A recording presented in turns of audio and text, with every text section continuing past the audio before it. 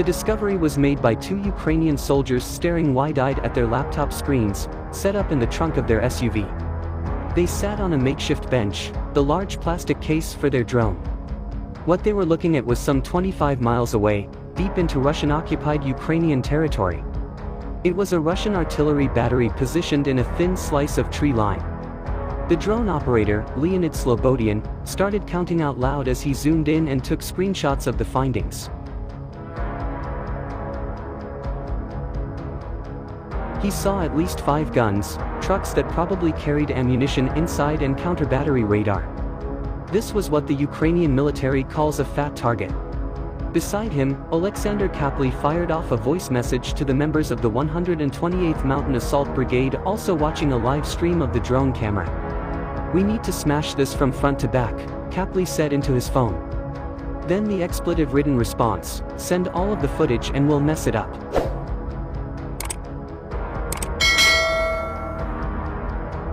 Russian forces in Ukraine's southern Kherson region are attempting to hold the front line near the town of Dudcheny after a strategic retreat along the western bank of the Dnieper River.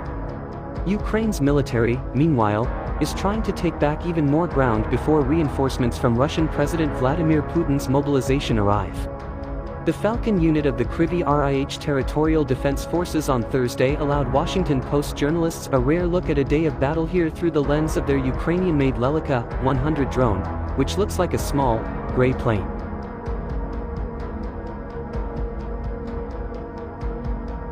Moscow has more weapons than Kyiv, so strikes on fat targets armored vehicles, ammunition reserves, and artillery like the one the Falcon unit identified on Thursday is how Ukraine can weaken its enemy and advance.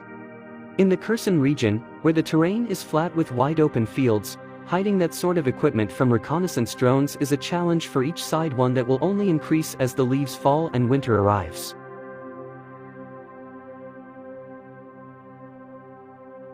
On Thursday, the Falcon unit was able to see through the trees.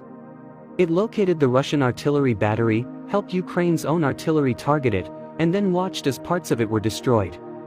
"Our task is to determine how many reserves are coming in, how strong these Russian fortifications now are, and to track all of the military equipment," Kapli said. "Then we convey all of that to artillery forces, and they shell everything possible."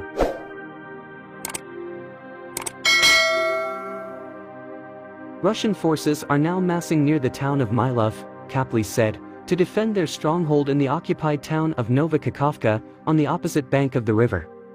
There, Moscow has seized a hydroelectric power plant that controls a vital water supply to Crimea, which Russia illegally annexed in 2014. The artillery battery the Falcon unit spotted was near the neighboring village of Chervony Yar.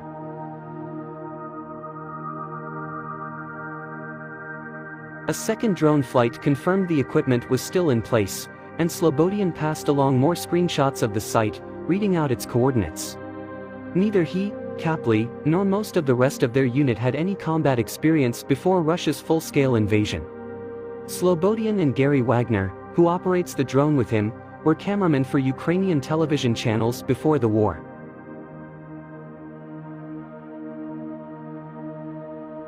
After collecting donations, Falcon's commander, Ola Lyadenko, in April purchased the Lelika drone, which can fly about 25 miles and stay in the air for 2 hours before it needs a battery change. Sometimes, the 128th Brigade asks for Falcon to check certain locations, or to follow a Russian column of tanks to see where they go. Other times, the drone operators make their own finds. The recent Russian retreat allowed the unit to move forward into recently